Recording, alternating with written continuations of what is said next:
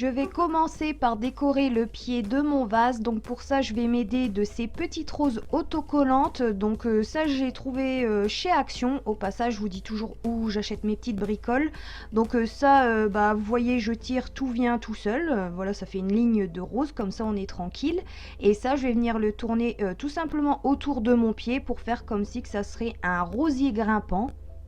Ensuite, avec quelques cailloux de couleur, c'est-à-dire j'ai pris du blanc et du noir, en même temps c'est ce qui me restait au fond de mes placards. Donc au fait là tout simplement à l'intérieur de mon vase, comme vous pouvez le voir, je vais faire un niveau de couleur blanc. Ensuite par au-dessus je vais faire un niveau de couleur noire. Je vais refaire un niveau de couleur blanc et ensuite je vais vous montrer ce que je vais faire juste au-dessus.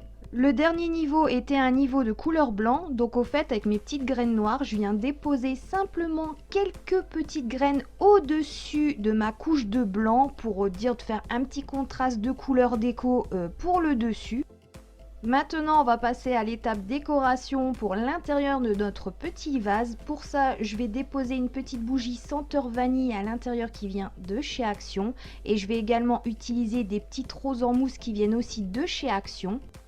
Par contre, pour l'installation des petites roses en mousse, vous voyez ça fait un petit fil de fer, bah en fait je le tords tout simplement sur lui-même pour faire une petite boucle en dessous, et après je dépose mes deux petites roses à l'intérieur comme ceci. Donc voilà, c'est vraiment une déco très simple à faire, vous pouvez même le faire avec vos enfants, il n'y a pas de souci, c'est vraiment très simple à faire. Maintenant que l'intérieur de notre vase est terminé, je vais m'attaquer à la déco extérieure. Donc là actuellement je suis en train de coller les petites roses de tout à l'heure, donc une par une ce coup-ci. Donc voilà, je les détache du support et je viens les déposer une par une, et je vais mettre ça au niveau de la première bande blanche tout en haut comme vous pouvez le voir. De toute façon vous le voyez, c'est pas compliqué à comprendre après. Donc voilà, bon je vous laisse visionner tout ça, de toute façon il n'y a pas trop d'explications là-dessus.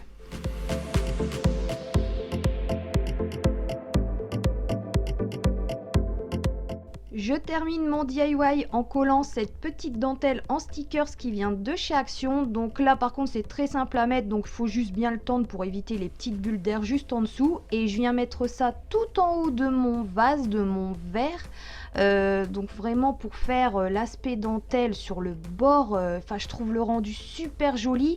En plus faut pas oublier que ce DIY je l'ai pas fait pour moi, une dame m'a donné le vase et elle m'a demandé de le customiser pour sa fille. Du coup je l'ai fait et sa fille a été super contente du résultat.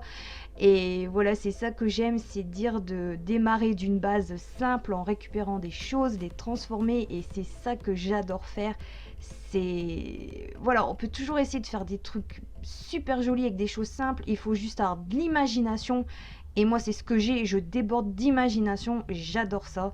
Et j'espère que ce petit DIY vous aura fait comprendre en même temps que voilà, faut plus jeter pour rien, on peut toujours transformer des petites choses, faire de la déco soi-même. Enfin bref, je vais pas raconter ma vie, mais je pense que vous m'avez compris là-dessus, c'est très important, voilà, et moi j'adore ça.